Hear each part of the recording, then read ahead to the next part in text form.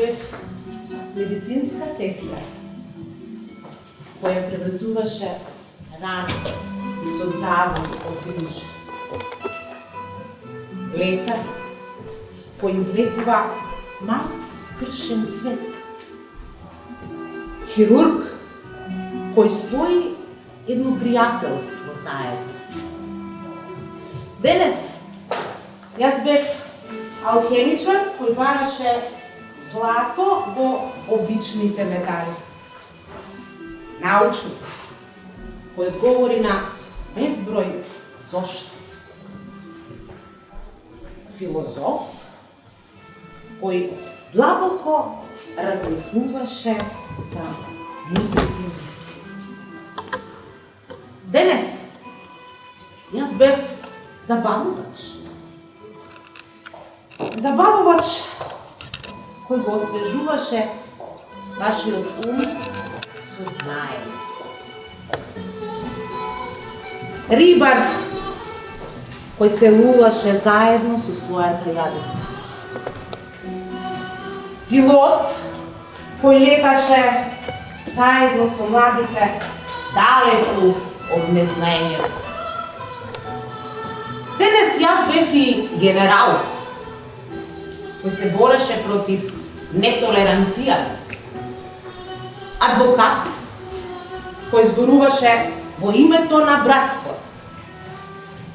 Поротник кој донесуваше одлука правилна или неправилна. Денес јас бев филантроп кој ја сподели моќта на минатото. Мајка која целосно ја дава својата љубов. Потчинет следбеник сум на вистина. Моите толку различни професии. Како ли сите сум можел да ги научам? Јас сум само учител.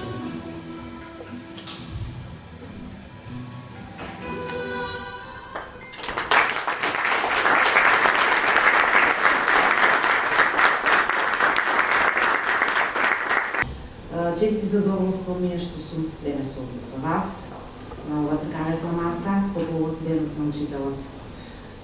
Имам за разработка многу специфична тема, која долги години наназад ни пројавува голем број на дилеми, особено во деленската настава. Една од задачите на учителот е создавање на физички здрава младина. Недоволната и неправилна физичка активност, преоптовареност на ранецот со книги, премногу седење пред компјутер на неправилна положба, доведе до поразителни факти во однос на здравјето на младите генерации кои укажуваат дека секое трето дете е со зголемена телесна тежина и со физички деформитети. Подобрување на квалитетот на физичкото образование на ниво на основното образование, особено во деленската настава, стана приоритет. Се изнајде модел кој од 2019 година се воведе во наставата како тандем настава. Целта беше подигнување на значењето и важноста на правилниот и точно одмерената физичка активност за здравјето и доброто на генерациите што доаѓаат. Периодот од прво до пето оделение сите знаеме дека е клучен за правилен развој.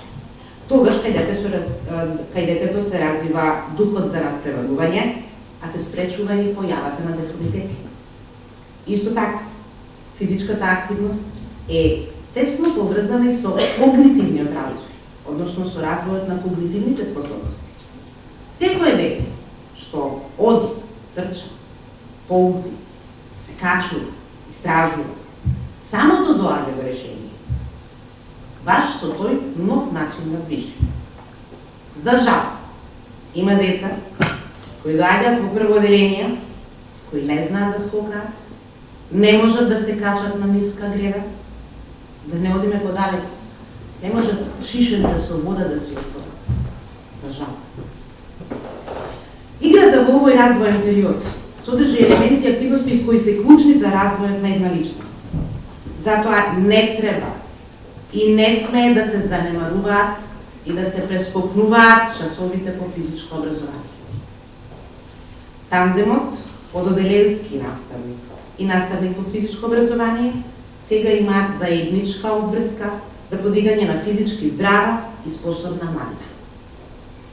Учителот е ликот кој детето со доверба му приоѓа, додека наставникот по физичко образование се грижи за правилното движење на таа активност.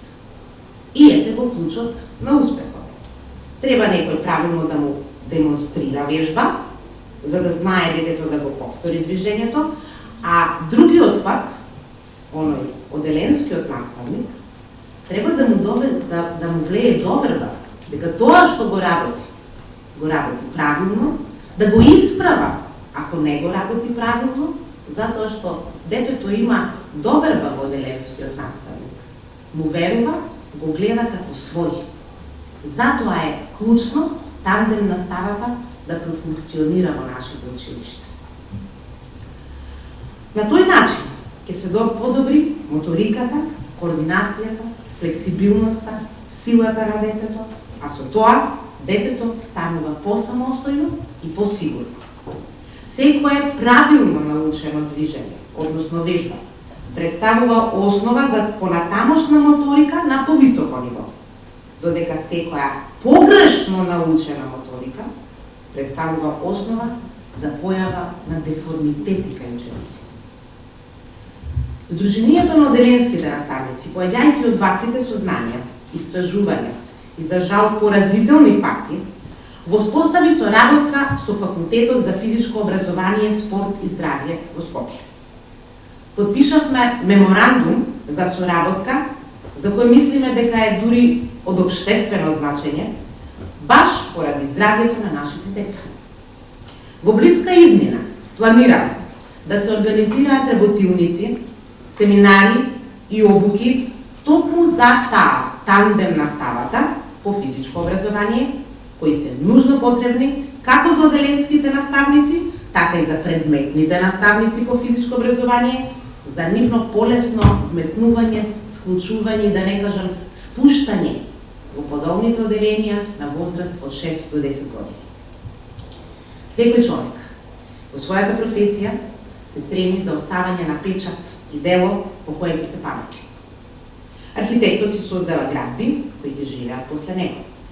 Инженерите градат мостови кои спојуваат неспојни места. Уметникот создава споменици за восхит. А учителот учествува во градењето на човештвото. По една мала нишка секој од нас остава во срцето и во карактерот на секој мало човече кој со широко отворени очи и срци гледа во својот учител. Свртете се, драги колеги, сите назад и погледнете колку искаени луѓе има за нас.